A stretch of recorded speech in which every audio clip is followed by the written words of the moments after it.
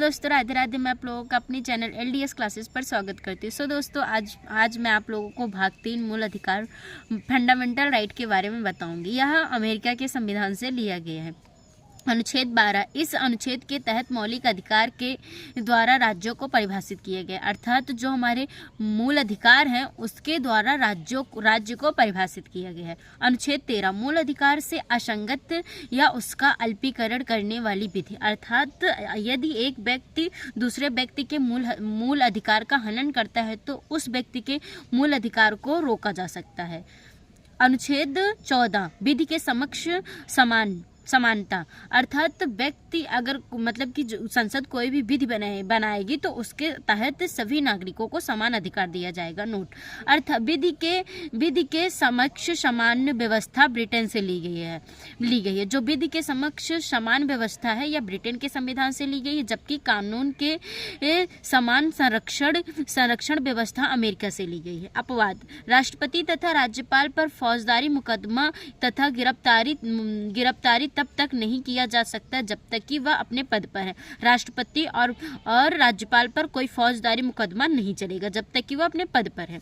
और अनुच्छेद 14 जाति धर्म लिंग जन्म स्थान के आधार पर सार्वजनिक स्थलों पर भेदभाव नहीं किया जाएगा, अर्थात जाति धर्म लिंग और जन्म स्थान के आधार पर सरकारी संस्थाओं पर कोई भी भेदभाव नहीं किया जाएगा।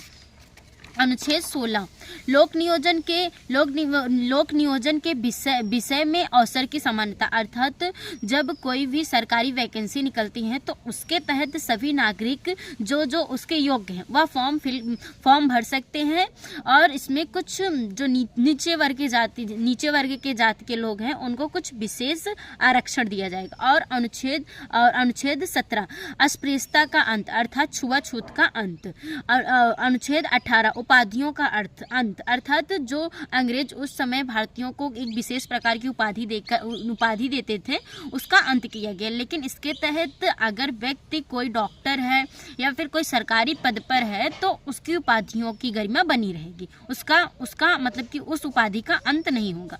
स्वतंत्रता का अधिकार, राइट ऑफ फ्रीडम, अनुच्छेद 19 वाक और अभिव्यक्ति की स्वतंत्रता। अनुच्छेद 19 के तहत 5 प्रकार की स्वतंत्रता दी गई है। बोलने की स्वतंत्रता, बिना हथियार के साथ सभा बनाने की स्वतंत्रता, संगठन बनाने की स्वतंत्रता, भारत में कहीं भी घूमने की स्वतंत्रता, बसने की स्वतंत्रता।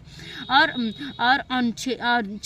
छठवीं प्रकार की स्वतंत्रता जो कि संपत्ति के अधिकार था, इसे 44वें संविधान संशोधन के माध्यम से इसे संविधान के अनुच्छेद 300 का में स्थान दिया गया। मतलब कि संपत्ति के अधिकार को 44वें संविधान संशोधन से हटा दिया गया है मूल अधिकार से।